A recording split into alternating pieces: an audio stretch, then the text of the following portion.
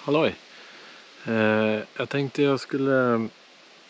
Ni har ju sett bilden på den här videon, så ni kan nog förstå vad det handlar om och rubriken. Men jag sitter ju i en maskin nu som var med om en olycka här för några månader sedan. Och min kompis som satt i blev ju illa skadad, men det gick lyckligtvis bra. Men jag ska berätta lite vad som hände, tänkte jag.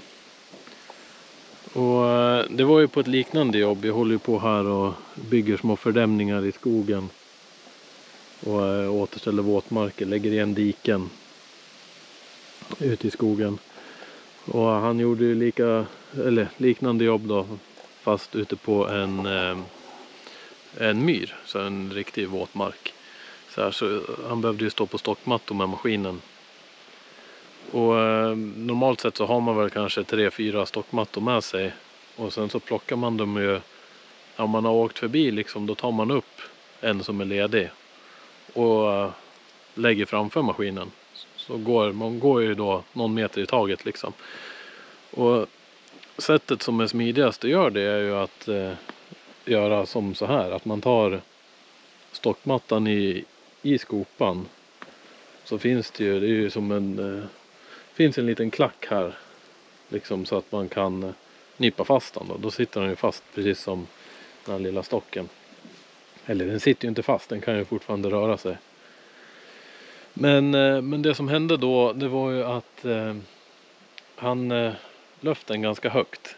Och jag vet inte, antagligen så fanns det väl någonting han behövde lyfta den över. Men så han tar den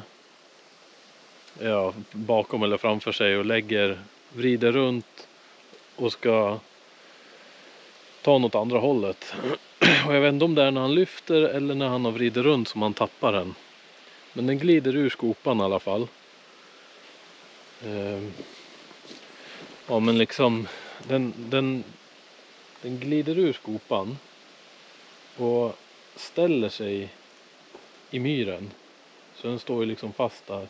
Och sen vickar in lite på högkant, precis in i hytten. Och är man inte bekant med grävmaskiner så kanske man inte inser det. Men de här spakarna, det är ju reglage för driften på undervagnen, alltså på larvbanden. Och står man åt det här hållet som jag gör nu, där jag har schaktbladet bakom maskinen egentligen. Så då, om jag trycker de här bakåt, då går maskinen kommer då mot mig. Om jag drar dem framåt så går maskinen åt andra hållet.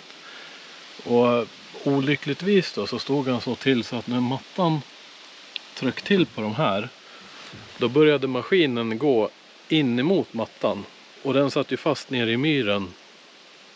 Så han blev ju upptryckt bak in i sidan liksom där, över ryggstöd och allting, och fick medan maskinen liksom fortfarande stod då och gick framåt, så började den ju glida lite av stockmattorna och så här som den stod på, så att den rörde sig lite grann så här, stockmattan in. Och han hade väl den mestadels i bröstet någonstans. Och i den processen så bröt han 16 revben.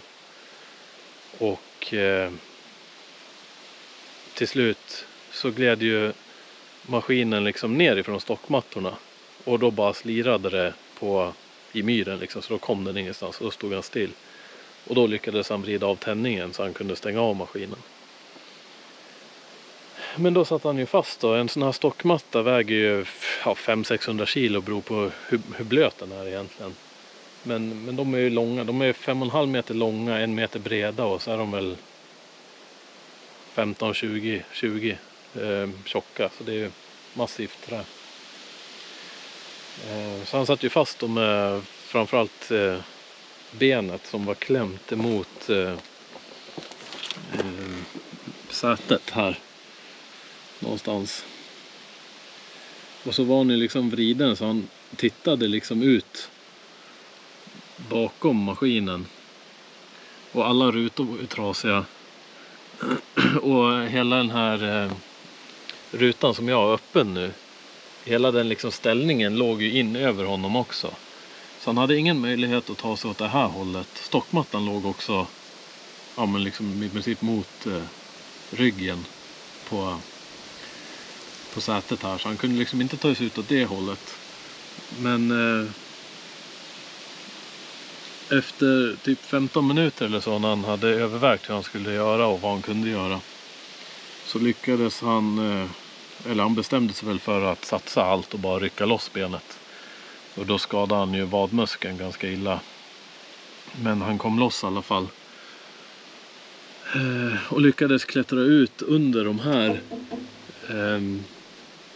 där borta längst bak över bommen liksom, och ta sig ut då. Och han hade ju haft telefonen i den här drickahållaren liksom.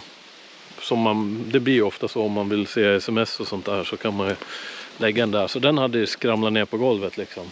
Så han kunde inte nå den. Och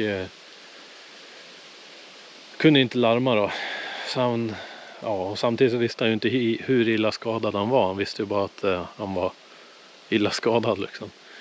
Men han tog sig ut runt och lyckades hämta telefonen då och larma. Och eftersom det här var mitt ute i ingenting, så var det ju, det var ju det här skogsbrandsområdet 2014 i Västmanland. I det området där, när det var 16 000 hektar som brann eller någonting.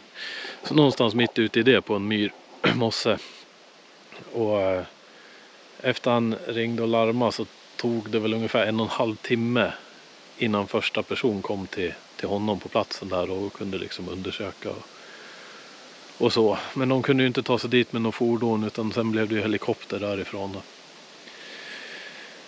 Men tack och lov så gick det ju ändå bra. Och det är lite, det är otroligt skrämmande olycka. Det är en ruggig bild som är.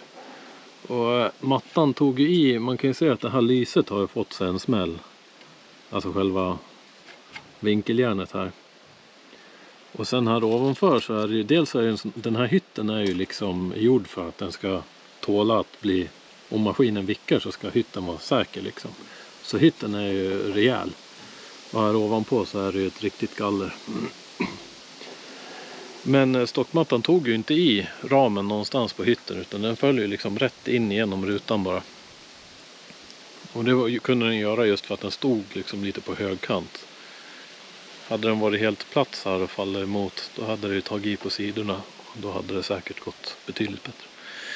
Men som sagt, han är ju supernöjd med att leva. Så det var ju en väldigt tur i det hela. Var det. Ja, men det är läskigt just när det är så här ensamarbete också. För att om han inte hade kunnat komma loss och larmat själv, då hade ju ingen annan gjort det på alltså jag vet inte hur länge. Men när man jobbar så här ute i skogen också, det är ju inte alltid säkert att man har täckning ens. Så att om någon skulle ringa och inte få tag i han, så man tänker väl inte så mycket på det liksom.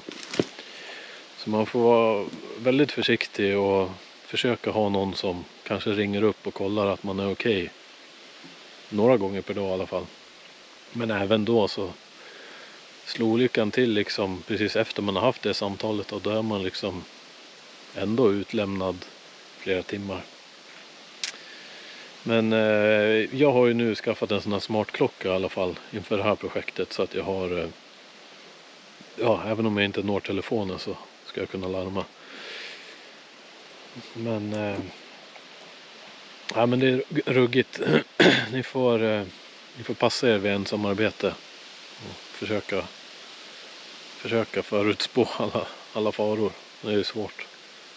Det här momentet att flytta stockmatta, det är ju något som han har gjort tusentals gånger och det har gått bra. Och rätt vad det är så är det allt går fel som kan gå fel liksom. Så, men sen i slutändan så gick det ju bra då. Han var ju tvärnöjd med 16 brutna revben liksom. Och en muskelskada på vaden. Han förväntas ju bli helt helt frisk om man inte redan är det. Det här var ju ett tag sedan.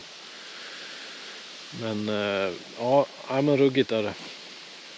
Men förhoppningsvis så får det här någon att tänka till lite extra när man är ute och kör. Så var försiktiga.